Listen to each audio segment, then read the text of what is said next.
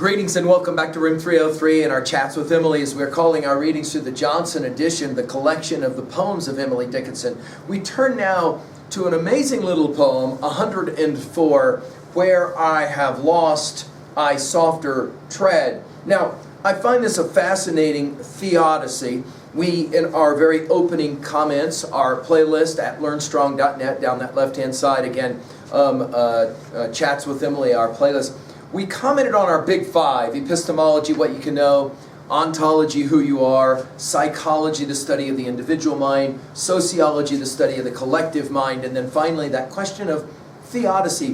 Why must there be pain and suffering in the world, and how do we account for it? How do we live with it?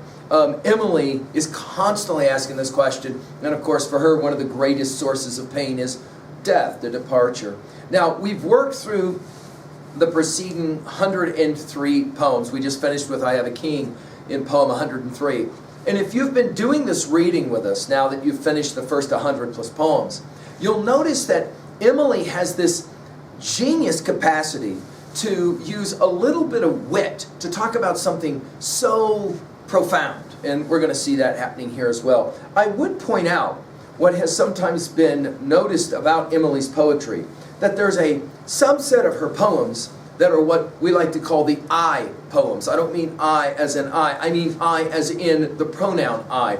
We can find this use, obviously, all the way through many of her poems. But like in this poem, you'll notice 8 times there's a repetition of I. Let's see where she goes. Where I have lost, I softer tread. I sow sweet flower from garden bed. I pause above the vanished head and mourn. Whom I have lost, I pious guard from accent harsh or ruthless word, feeling as if their pillow heard, though stone.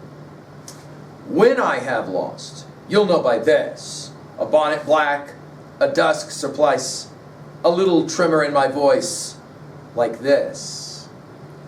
Why I have lost?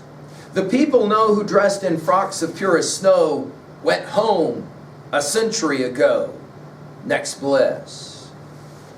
Now, you maybe heard it. I don't know if I intentionally emphasize it or not. Sometimes I'll do that when I read this poem. The number of S sounds of this poem. And it reminds me that Emily is very influenced by her reading of Dante. And you'll remember in our study of Dante, full lectures at learnstrong.net, in the Divine Commedia, that in those opening lines, you'll remember that there are individuals who for eternity will do nothing but sigh. I think there's a lot that T.S. Eliot learned from his study of Emily, and I think that one of the things he learned, we study and we see in his hollow men. We are the hollow men, we are the stuffed men.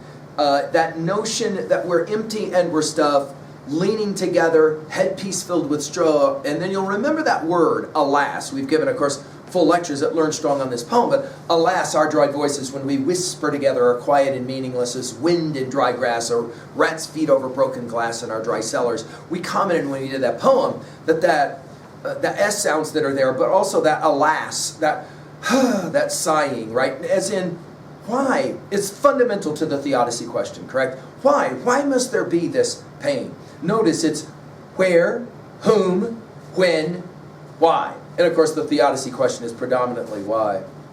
Where I have lost, by the way, pay attention to the verbs, pay attention to the adjectives in this one. Where I have lost, and this is of course our euphemistic way of talking about death, right?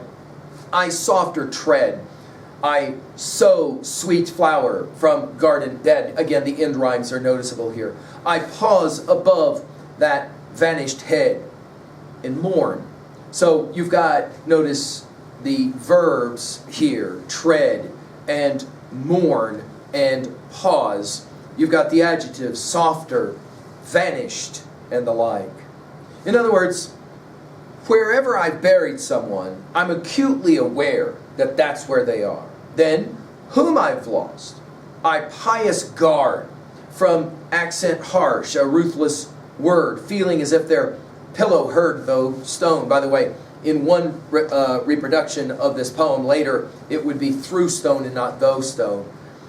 In other words, I want to protect the people who are closest to me and I want to make sure that I only speak good things about them. Notice the exclamation point at the end of stanza 2.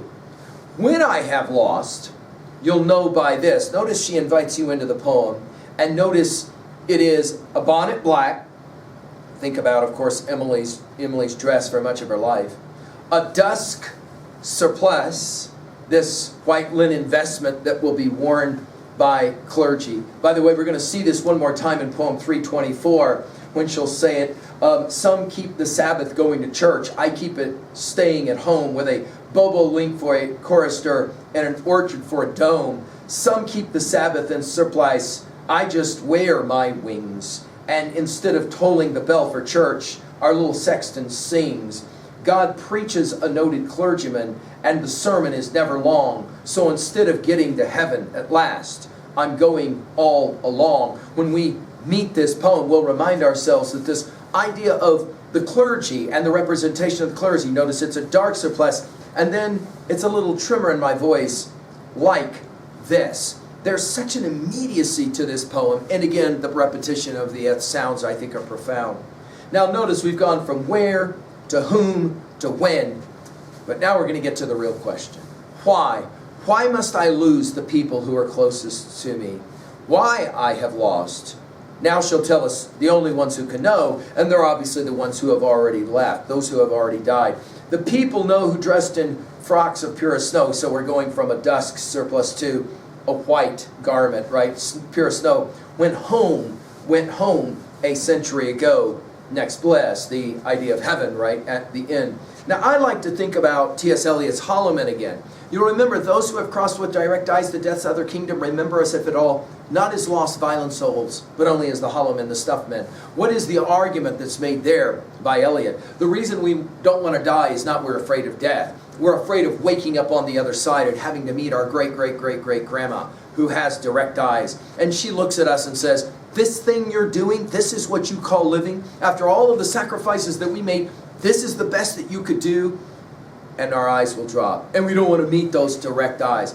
I think here, Emily is suggesting the only people who really understand the answer to the question of theodicy are the ones who have already died and gone on even a century ago. Which leads us now to 2a. I think it's the argument here she's making is that it's really hard to explain why people we love we have to let go of and they have to die. At 2b, I love the 4 words where, whom, when, why as a construction of this poem. I love the verbs tread, sow, pause, guard, mourn. I love the adjectives softer, sweet, vanished, pious, ruthless. All of those adjectives carrying that S sibilant, hard sibilant sound. At 3a, we mentioned, of course, poem 324. We've also mentioned T.S. Eliot's Hollow Men, those who have crossed with direct eyes to death's other kingdom. John Donne's valediction forbidding mourning as virtuous men pass mildly away and whisper to their souls to go. Finally, at 3b, and I guess I should mention as well, I'd be remiss not to mention some of those most precious passages that we studied in our talks with Walt as we worked through all of the poems of the deathbed edition of Whitman's Leaves of Grass. You remember that passage right at the end of Song of Myself 52? If you want to find me, look for me under your boot soles and all of that. I think there's some of that going on here as well. Finally, at 3b, how do you deal with the losing of those you love? Or how will you, do you imagine, deal with it as those moments begin to arrive in your life? I'm hopeful that Emily gives us a sense of peace in some of those times. Thank you.